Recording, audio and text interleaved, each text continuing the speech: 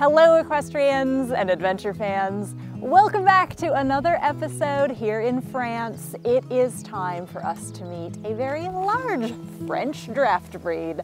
Let's get started. The Breton is one of France's oldest draft breeds, and we are headed to the region where the breed originated. The local breed society sent us to meet up with one of the families that has been involved with the breed for generations. Alors ici on est à Fouesnant, c'est une ville qui se trouve dans le sud-ouest de la Bretagne. Donc je m'appelle Claude Gohanvec, donc je suis natif d'ici, je suis agriculteur. Donc essentiellement ici on est spécialisé dans la production de pommes à cidre et de cidre. Et puis à côté, eh bien, on a un petit élevage de chevalins pour le plaisir surtout. Alors on fait, surtout on s'intéresse à l'attelage ici, beaucoup. The trees are beautiful here. With the flowers on them right now. Yeah.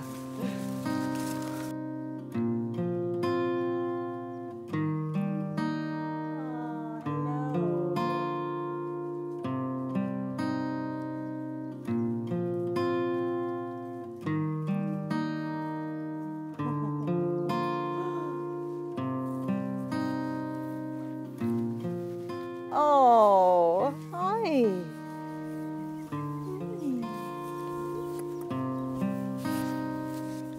You are beautiful. What's her name? Kalia. Kalia.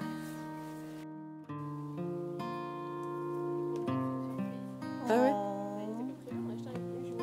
That's so cute. Oui, là c'est vraiment un moment sympa. It's a nice moment. Yeah.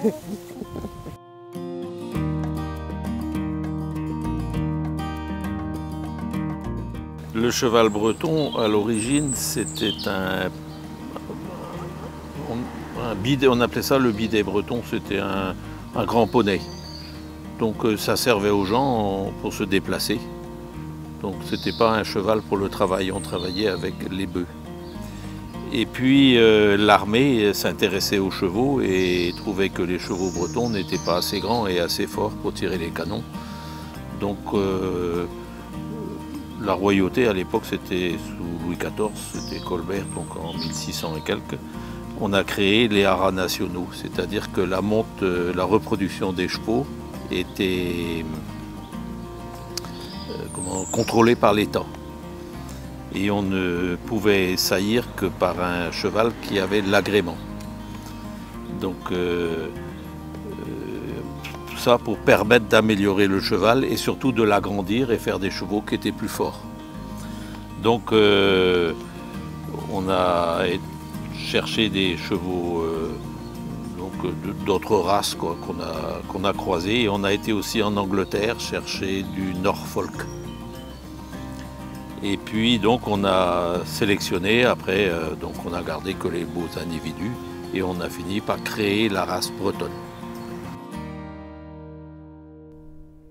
Today, the National Breed Association helps to manage and promote the breed, and breeders can be found all around France. On distingue deux modèles dans la race bretonne, la race postière et la race trait. Mais il faut vraiment être un initié pour pouvoir reconnaître les postiers des traits. Pour moi, ils se ressemblent beaucoup. Et normalement, dans le postier, il y a plus de sang Norfolk. Et le Norfolk, c'est un trotteur à l'origine. Et il y a aussi du sang arabe dans les chevaux bretons. Déjà, dans le bidet breton, il y avait du sang arabe. Il y avait un émir qui avait offert un étalon à un noble breton et du coup cet étalon l'a reproduit et donc a mis du sang arabe dans la population d'origine. Average height for the breed is between 15'1" and 16'1". They weigh around 1,800 pounds, and the most common colors are chestnut, roan, and bay.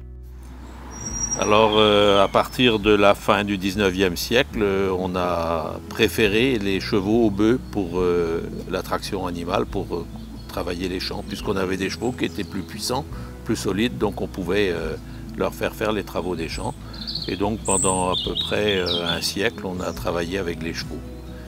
Et puis à partir de... Après la Deuxième Guerre mondiale, l'agriculture s'est mécanisée, donc les tracteurs sont venus. Et en une vingtaine d'années à peu près, les tracteurs ont remplacé les chevaux. Donc il y a quand même des passionnés de chevaux qui ont continué à garder les chevaux de trait. Donc on a essayé d'alourdir encore le format parce que finalement le cheval ça se mange aussi et donc tous les chevaux finissent à la boucherie malheureusement.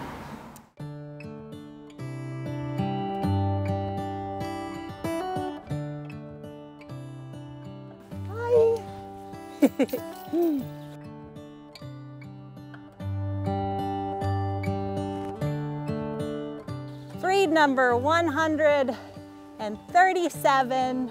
This is a historic breed that is part of Brittany's history. What a cool thing that they are keeping this breed alive, keeping this tradition going. These horses here are used for pulling different cider wagons in parades. And we're gonna go ride to a little church. This is a very wide breed. I have to be extra flexible in the hips here.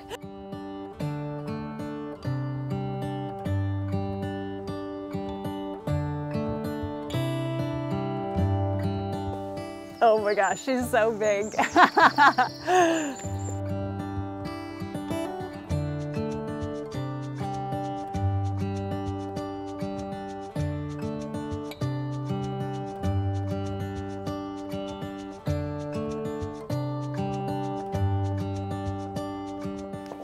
This is so pretty.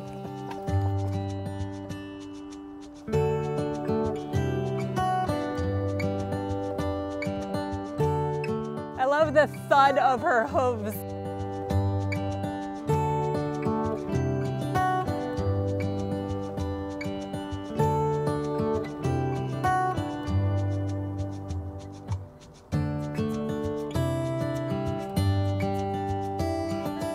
Let me know in the comments if you've ever heard of this breed before. Et donc on a des chevaux maintenant qui sont polyvalents, donc on peut, les modèles légers, on peut monter sur leur dos, on peut faire de la randonnée, on peut les atteler à une carriole, on peut faire de l'attelage. Et puis on peut encore faire des travaux agricoles, dans la vigne en particulier, on utilise encore les chevaux, ou dans certains aussi dans les légumes pour les binages, et puis dans les forêts aussi pour le débardage, lorsque c'est délicat, lorsqu'il y a des pentes, lorsqu'il y a des endroits inaccessibles, eh bien, on est bien content de trouver les chevaux. Donc voilà brièvement l'histoire du cheval breton. Et donc il continue à y avoir des concours d'élevage qui rassemblent les éleveurs et leurs chevaux, et donc on sélectionne, on classe les meilleurs produits qui font les reproducteurs, en particulier pour les mâles.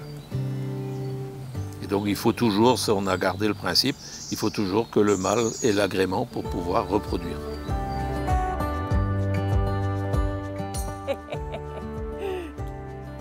She has energy. Good girl.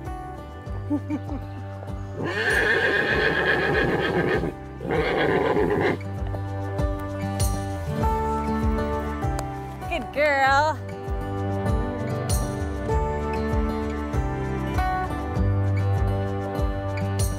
Thank you all so much for watching and riding along with me. I hope you have enjoyed discovering another breed.